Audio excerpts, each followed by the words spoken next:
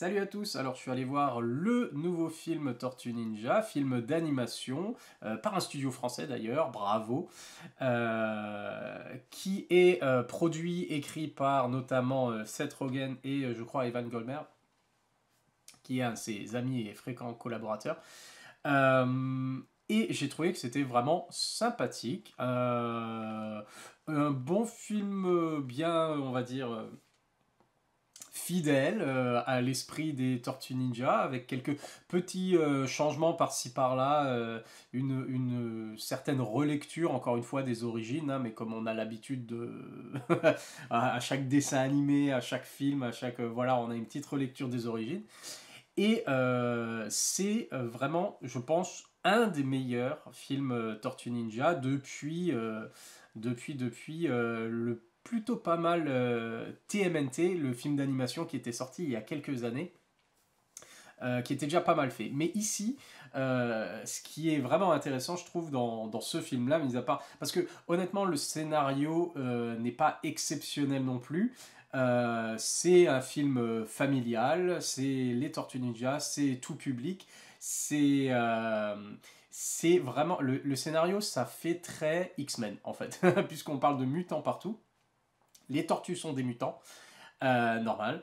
Les ennemis des tortues sont des mutants et il y a des méchants mutants du coup et il y a des gentils mutants et ils essayent de trouver leur place en fait. Ils vivent cachés, et ils aimeraient bien être acceptés, être intégrés dans la société, surtout à New York, hein.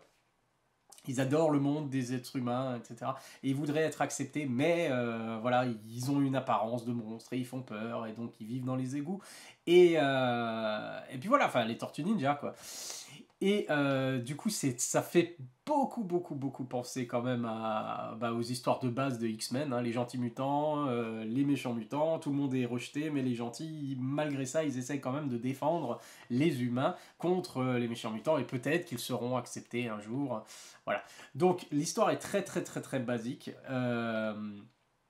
C'est vraiment au niveau de, je vais dire, de l'animation que c'est très intéressant parce que c'est encore une fois un style à la manière de Spider-Man, c'était quoi, comment ça s'appelle, Into the Spider-Verse, quoi, les films d'animation avec Miles Morales, euh, qui propose vraiment un style d'animation qu'on n'avait pas vu avant et qui est très intéressant. Et c'est ce qu'ils font, je pense d'ailleurs que sans Spider-Verse, il n'y aurait pas eu cette version des Tortues Ninja avec ce style graphique-là. Qui se rapproche encore une fois plus de ses origines de bande dessinée. On a vraiment l'impression que c'est du fait du dessiné à la main, quoi.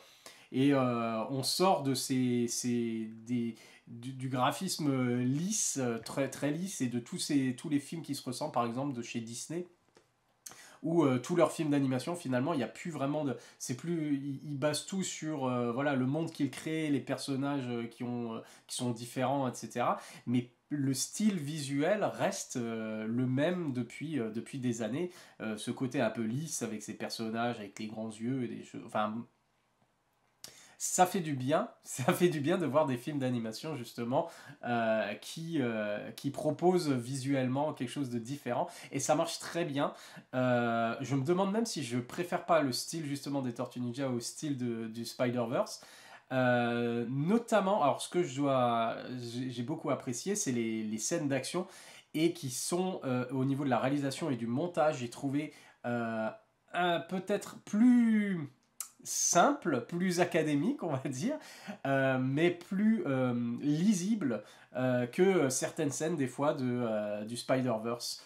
Si je devais voilà, comparer, faut pas comparer les films les uns avec les autres forcément tout le temps, mais là, dans un style d'animation justement assez original et qui est très beau, comme Spider-Verse, j'ai trouvé qu'il y avait quand même quelque chose d'un peu plus comment expliquer d'un peu plus lisible au niveau justement des scènes d'action, parce que des fois Spider-Verse ça part un peu dans tous les sens, mais bref. Et du coup, j'ai bien apprécié. C'est un très bon divertissement pour toute la famille. La plupart des vannes, l'humour, etc., ça fait mouche quand même, ça fait sourire. Il n'y a rien qui fait exploser de rire non plus. C'est pas la grosse comédie, les énormes gags, voilà, qui nous font hurler de rire, mais c'est parsemé comme ça à travers tout le métrage. Il y a des moments même assez dramatiques, des moments d'émotion. Enfin voilà, c'est vraiment le divertissement familial où on retrouve vraiment tout ce qui fait un bon film, un bon divertissement. C'est pas exceptionnel, encore une fois, ça ne brille pas par l'originalité de son scénario. J'ai trouvé que le doublage français était de bonne facture, honnêtement, hein, avec euh, voilà ce côté, encore une fois, un des tortues, ce côté adolescent. Et d'ailleurs, j'ai pas très bien compris du coup le titre français puisque c'est Ninja Turtles. Alors ils ont gardé Ninja Turtles pour plus dire les Tortues Ninja parce que ça fait plus classe, je sais pas, en anglais, alors que les Tortues Ninja ça marche très bien. Euh, et sous-titré Teenage Years.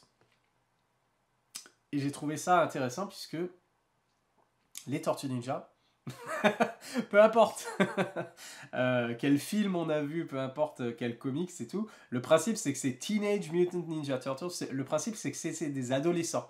C'est-à-dire qu'on voit pas les Tortues Ninja vieux.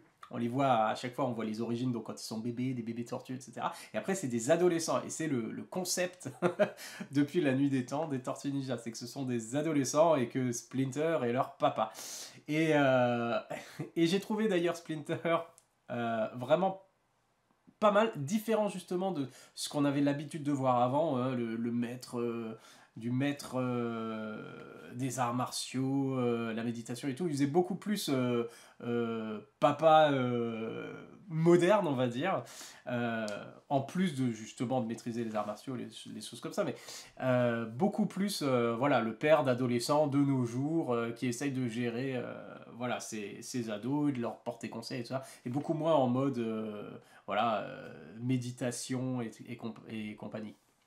Voilà, donc c'était pas mal justement. Pareil, Apriloni n'est pas encore, bah, c'est une étudiante, c'est une lycéenne, donc elle est pas, c'est aussi une teenage du coup, c'est pas l'adulte qu'on a l'habitude de voir, la journaliste, etc. Bon, bien sûr, elle veut être journaliste, c'est son trip, mais quand il la rencontre cette fois, elle a environ leur âge, quoi. Donc c'est on va dire, c'est une variante qui me dérange pas parce que c'est plutôt bien amené dans l'histoire, donc c'est plutôt pas mal.